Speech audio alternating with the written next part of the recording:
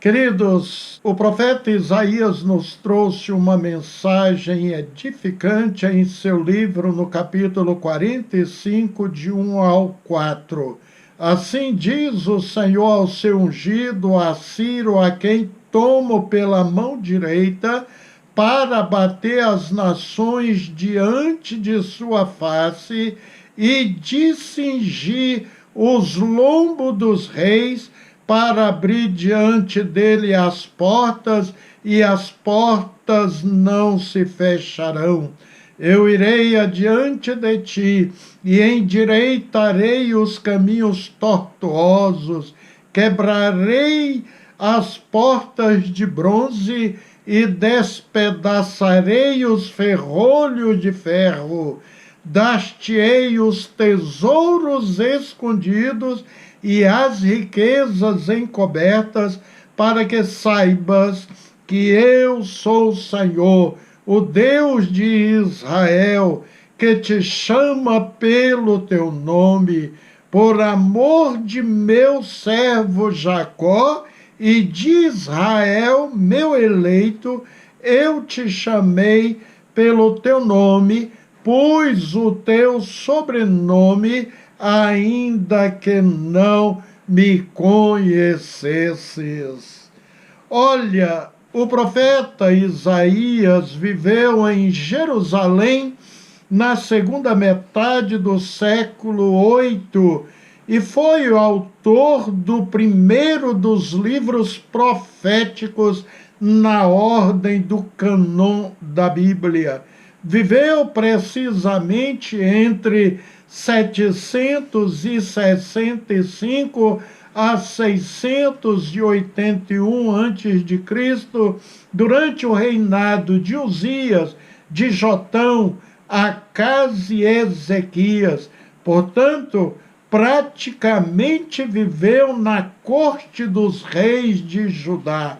Ele fala do seu chamado profético aproximadamente em 739 a.C., contando-nos que isto ocorreu no ano em que o rei Uzias morreu. No verso 1 do capítulo 6, ele inicia assim: no ano da morte do rei Uzias, eu vi o Senhor assentado sobre um alto e sublime trono, e as abas de suas vestes enchiam o templo. Sem dúvidas, foi um dos maiores profetas que passaram por esta terra.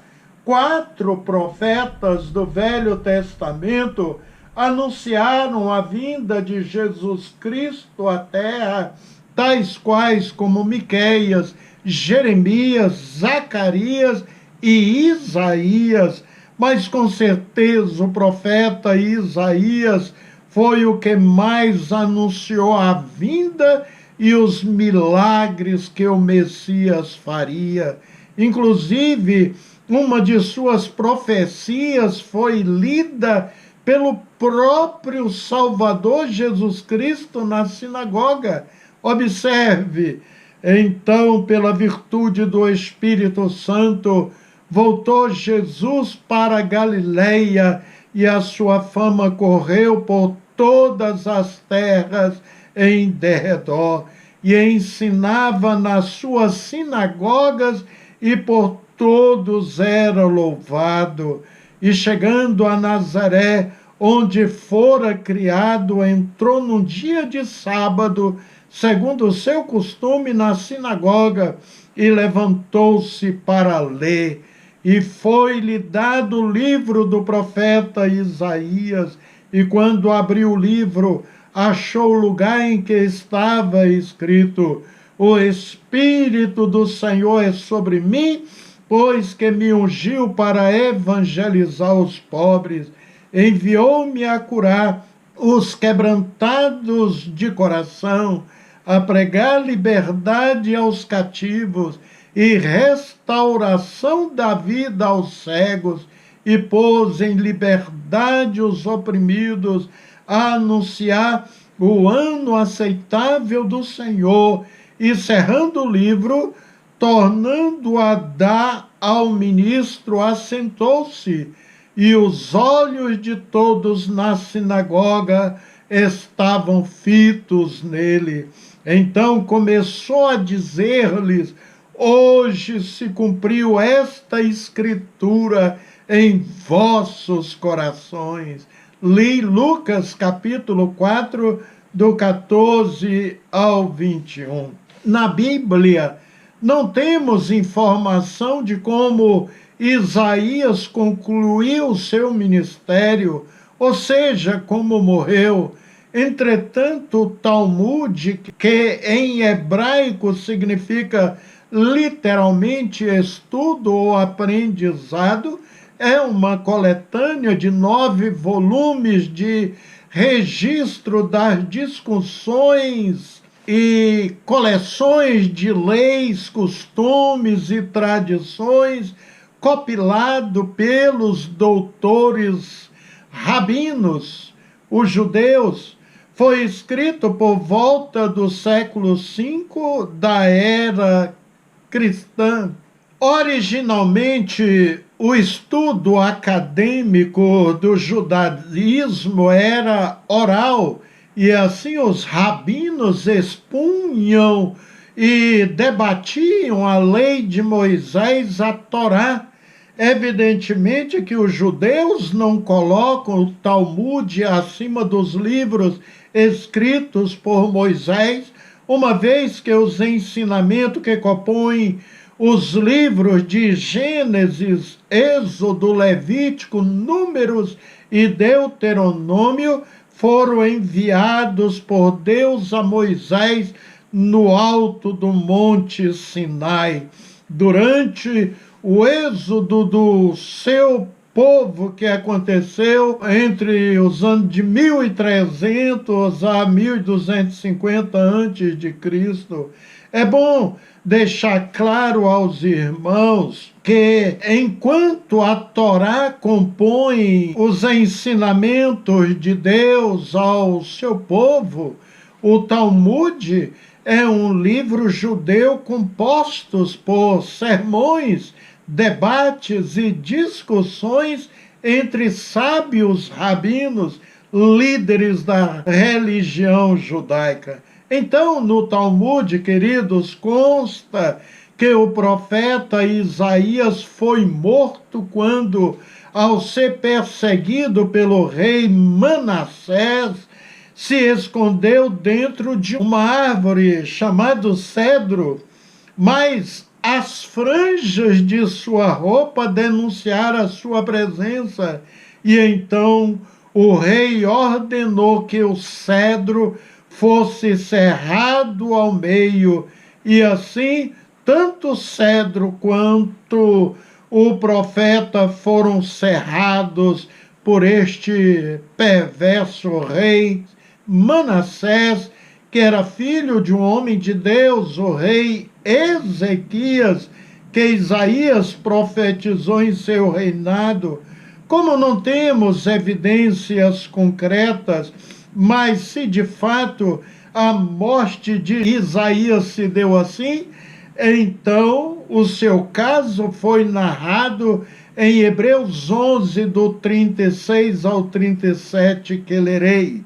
E outros experimentaram escárnios e açoites e até cadeias e prisões. Foram apedrejados, cerrados, tentados, mortos ao fio da espada, andaram vestidos de peles de ovelhas e de cabras, desamparados, aflitos e maltratados. Bem, entendendo um pouco da história de Isaías, vamos ao nosso texto do capítulo 45, de 1 ao 4. O Senhor chama o rei Ciro de meu ungido. Ciro era rei da Pérsia, hoje Irã, tomou a grande Babilônia de Nabucodonosor numa das estratégias de guerra de maior sabedoria. mandou desviar o curso do rio Eufrates, que passava por dentro da cidade, e no lugar onde passava as águas ficou um vão por onde entrou com seu exército. Não houve um cerco de vários meses, nem batalhas sangrentas, mas que a cidade mais fortificada do mundo antigo caiu em apenas uma noite, sem oferecer quase nenhuma resistência. Tudo isso porque o Senhor Deus dos exércitos estava no controle. Com isso, Ciro conquistou apreço e respeito até dos povos conquistados por ele. Também estamos em guerra constante, queridos. Evidentemente que nossas guerras não são como as guerras do passado, que era enfrentado por homens guerreiros. Nossas guerras são contra as hostes do mal, contra Satanás e seus anjos. Jesus nos alertou: no mundo tereis aflições, João 16:33. E Paulo passou por tantas aflições e perigos que experimentou na própria vida o livramento divino e posteriormente escreveu: somos mais do que vencedores por meio daquele que nos amou. Aleluia! Romanos 8:37. Deus prometeu a Ciro e a todos os crentes em Cristo Jesus de todos os tempos: eu irei adiante de ti, endireitarei os caminhos tortuosos, quebrarei as portas de bronze, despedaçarei as trancas de ferro, dar-te-ei os tesouros escondidos e as riquezas encobertas, os tesouros das trevas, riquezas armazenadas em lugares secretos, para que saibas que eu sou o Senhor, o Deus de Israel, que te chama pelo teu nome, que o convoca pelo nome. Maravilha! O Senhor dos exércitos iria diante de Ciro, removendo todos os impedimentos e obstáculos, destruindo todos os que se opusessem a ele e tentassem levantar dificuldade no seu caminho. É o que Deus faz com nossos adversários espirituais quando decidimos lutar as suas guerras para conquistar o reino de Deus para nós e para outras pessoas. O Senhor nos garante: quebrarei as portas de bronze, despedaçarei as trancas de ferro. O cobre ou bronze significa o juízo e julgamento de Deus sobre o pecado. O cobre foi um metal usado no pátio externo do santuário, onde eram feitos sacrifícios por quem havia pecado e precisava do perdão de Deus.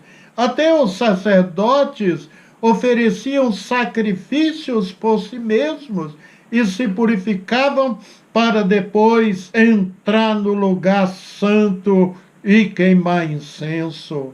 Para nós, hoje, isso diz respeito em especial àqueles que ainda estão no mundo em pecado e não conhecem o Senhor e precisam se arrepender, receber o seu perdão através do sangue derramado na cruz. Ferro em hebraico significa barzel, é qualquer ferramenta ou objeto de ferro, como machado, foice, por exemplo.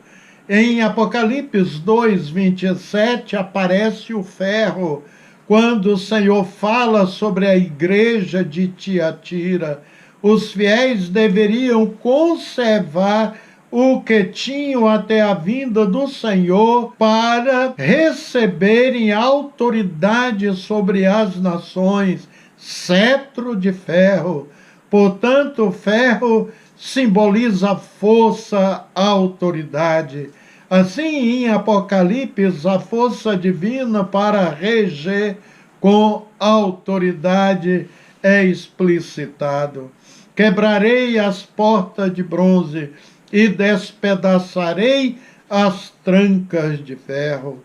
Também o profeta Isaías cita as palavras de Deus: dar-te-ei os tesouros escondidos e as riquezas encobertas, os tesouros das trevas, riquezas armazenadas em locais secretos, para que saibas que eu sou o Senhor, o Deus de Israel, que te chama pelo teu nome, que o convoca pelo nome. Quando Deus fala de tesouros, era com abundância, uma vez que todos os reis da Babilônia que saquearam muitas nações trouxeram esses despojos para o palácio real. Assim, Nabucodonosor se vangloriava tanto naquilo que tinha, especialmente na sua magnificente cidade. Inclusive, os utensílios de ouro e prata do templo de Jerusalém, que o rei Ezequias imprudentemente mostrou para os enviados da Babilônia quando foi curado de sua enfermidade, Deus lhe deu mais 15 anos de vida, estavam lá na Babilônia. Tesouro, riqueza, nada pode comparar, queridos, com o valor da sua alma. Essa é incalculável. Jesus deixou isto bem claro, pois que aproveitará o homem ganhar todo o mundo e perder a sua alma, ou que daria o homem pelo resgate de sua alma? Observaram? Os bilhões de dólares que muitos possuem não compram a sua salvação. Portanto, querido, aproveita agora para garantir a sua salvação, recebendo gratuitamente este grande tesouro, que é a sua salvação em Cristo Jesus, aceitando-o como Senhor e Salvador pessoal. No texto que lemos de Isaías 45, Deus diz para o seu povo: não temas, não fraqueja, não murmure, eu sou teu Deus, eu irei diante de ti. Em outras palavras, você nunca estará sozinho. Saiba, querido, que você que confia no Senhor e serve de todo o coração, Deus está indo adiante. Tudo que for fazer, entregue ao Senhor com fé. Creia que Ele estará endireitando os caminhos tortuosos.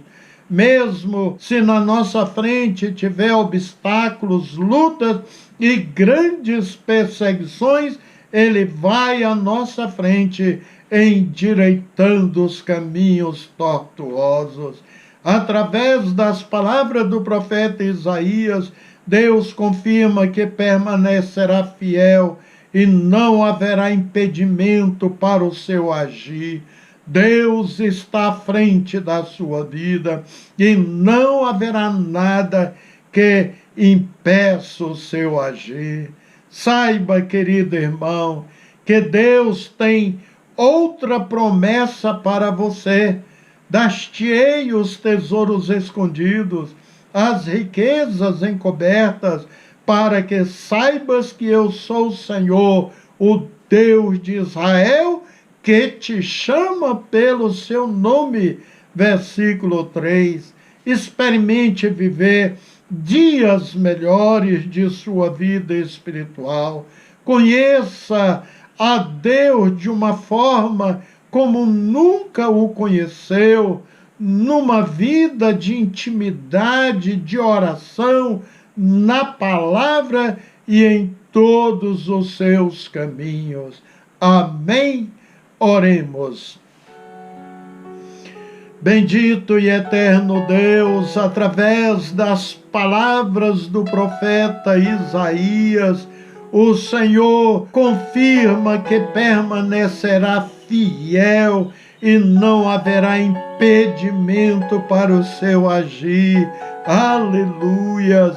Deus está à frente da nossa vida e não haverá nada que impeça o seu agir. Obrigado por esta extraordinária proteção divina. Assim, Deus, rendemos a Ti os mais altos louvores e declaramos, Pai, que na verdade precisamos muito de Ti. Contamos muito com a Tua benevolência, o Teu amor leal, a Tua compaixão, as dádivas celestiais. Por favor, alcança as nossas famílias neste dia com esta graça, em nome de Jesus Cristo. Amém.